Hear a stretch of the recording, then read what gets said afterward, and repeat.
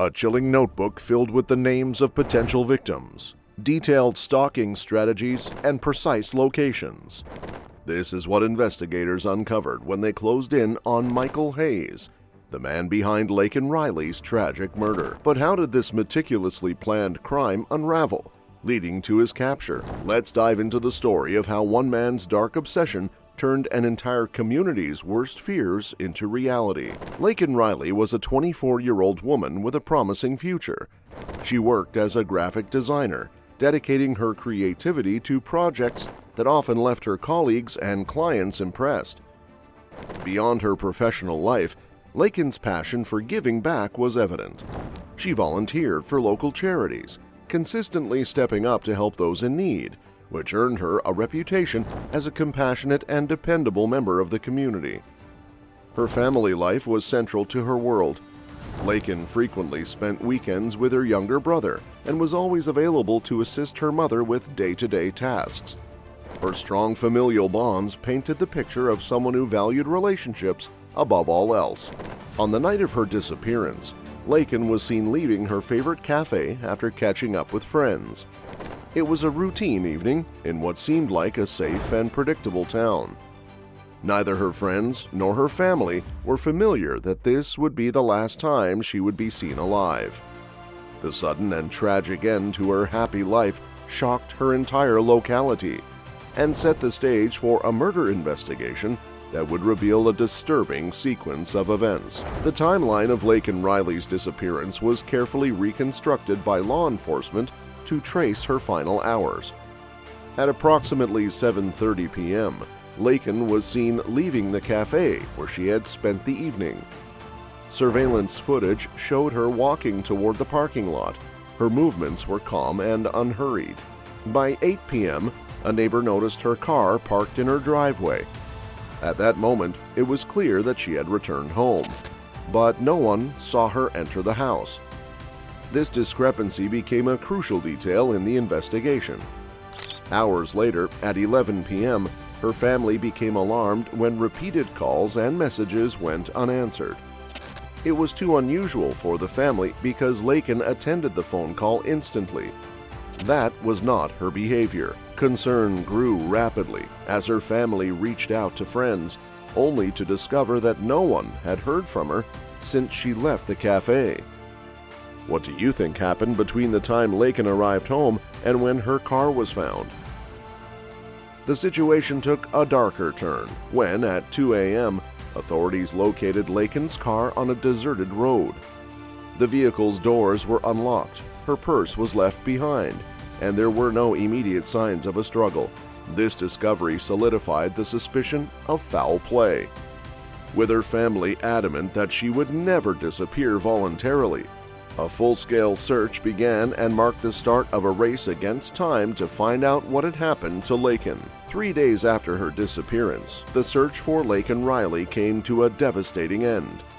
A jogger in a wooded area stumbled upon her body, partially hidden under leaves and debris. The scene was truly terrifying. The discovery confirmed the community's worst fears and shifted the investigation into high gear. Laken's body displayed clear signs of a violent attack. Bruises on her arms and wrists suggested she had fought desperately to defend herself against her attacker. The medical examiner later revealed that the cause of death was strangulation. Investigators meticulously examined the area, collecting every possible piece of evidence, knowing the critical role it would play in identifying her killer. The whole community was upset when they heard about the discovery, which made fear and anxiety worse. People were scared to think that someone who could plan such violent acts was still free. But if this happened in your town, what safety measures would you take to feel more secure? Do tell us in the comments. Authorities stressed how carefully the crime was carried out, which led them to believe that the killer had chosen the remote spot on purpose to keep the body from being found. When it became clear that the crime had been planned, it made the case feel even more important. The discovery of Laken Riley's body in the woods was a significant turning point in the investigation. One of the most compelling findings was the set of fresh tire tracks near the wooded area. These impressions strongly suggested that the perpetrator had used a vehicle to transport the body to the secluded location. The tread pattern was documented and compared against a database of tire designs, offering detectives a potential lead to identify the vehicle and its owner. Another vital clue was the presence of fibers and hair. Forensic experts carefully collected these materials from Laken's clothing and the surrounding area. Some fibers found on her clothes didn't match anything she owned. It hinted of physical interaction with the suspect or his belongings. More importantly, a single strand of hair was located near the body. While its significance wasn't immediately clear, it was preserved for DNA testing, which would later prove instrumental in solving the case. Additionally, impressions left in the damp soil indicated the presence of a male suspect wearing size 11 boots. Investigators cast molds of these footprints to establish their unique features, such as wear patterns, which could link them to a specific pair of shoes. Despite this wealth of evidence, detectives faced a significant hurdle. No witnesses could place anyone at the scene. While physical evidence from the crime scene was crucial, the real breakthrough came when detectives reviewed CCTV footage from nearby areas. Surveillance cameras in the vicinity of the cafe Laken had visited on the night of her disappearance provided critical insights. One camera captured her walking toward the parking lot after leaving the cafe. Behind her, a man in a dark hoodie could be seen following at a calculated distance. His deliberate movements raised immediate suspicion.